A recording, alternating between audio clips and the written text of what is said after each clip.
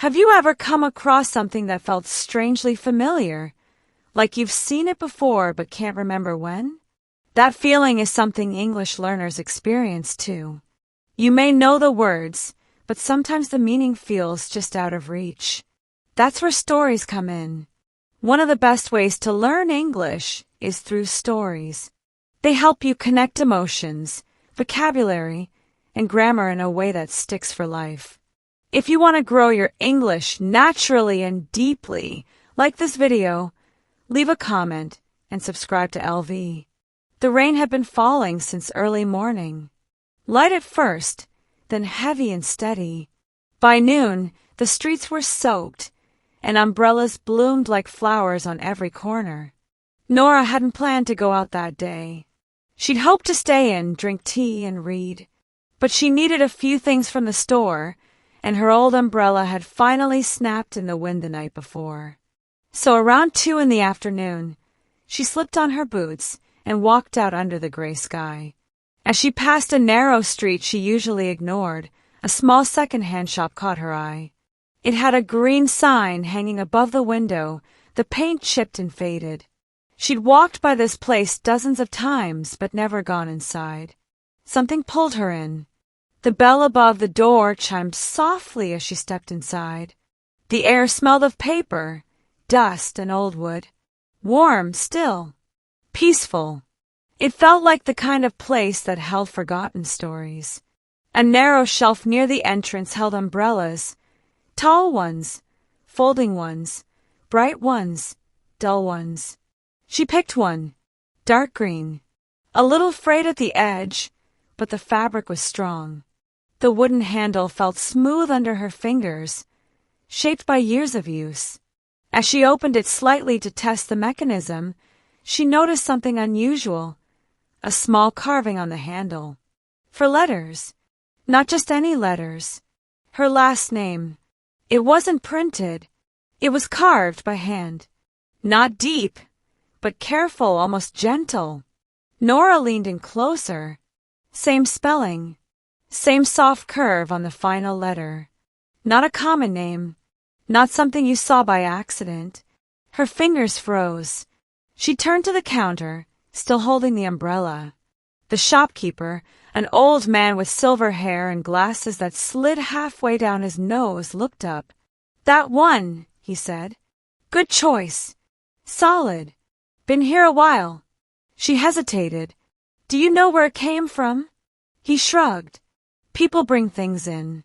From their parents, grandparents, sometimes storage units. You know how it goes. No idea who owned it. "Sorry," he said, "but it looks like it wants to be used again." She smiled politely, but her mind was spinning. That evening, back in her apartment, she dried the umbrella carefully. She studied the carving again, running her fingers over each letter. It wasn't a factory mark. It was personal, intentional, but she couldn't think of anyone in her family who might have had something like it. She called her parents, asked them if they recognized it. "No," her mother said, "but it's a lovely umbrella. It's just my name's carved into it." "That's odd," her father added. "Maybe a coincidence." She searched online, looked up old relatives, possible matches, even reached out to a family member who collected genealogy records. Nothing matched. The name was there, but the trail was cold. That night it rained again. Nora took the umbrella and stepped outside. The handle was warm from her hand, the weight familiar. She walked slowly, letting the sound of rain against the fabric calm her thoughts. The umbrella didn't feel like something she had bought that day. It felt like something that had found its way back. A few days later, she returned to the shop, hoping to ask more questions. But the store was closed. No sign. The windows were covered from the inside with brown paper, as if it had been shut down for months. Nora stood there, confused. She tried calling the number on the receipt, but it didn't exist. She looked down at the umbrella. Still sturdy. Still hers. She never found out where it came from. But she kept it. Always. Years later, during another quiet rain, she would pass that same corner and still see nothing where the shop once stood. People would ask her about the umbrella, and she would only smile. Because sometimes the things that find you don't need to be explained. They just need to be carried. In today's story, you explored natural expressions like caught her eye, her mind was spinning, and find its way back, all useful when talking about unexpected discoveries or feelings. You also saw how to use past simple and past perfect together, and how rhetorical questions can build mystery and emotion.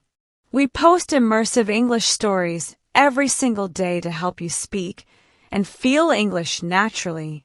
Like this video, subscribe to LV, and leave a comment. Have you ever found something that felt like it had a story waiting for you? See you in the next video. Tools.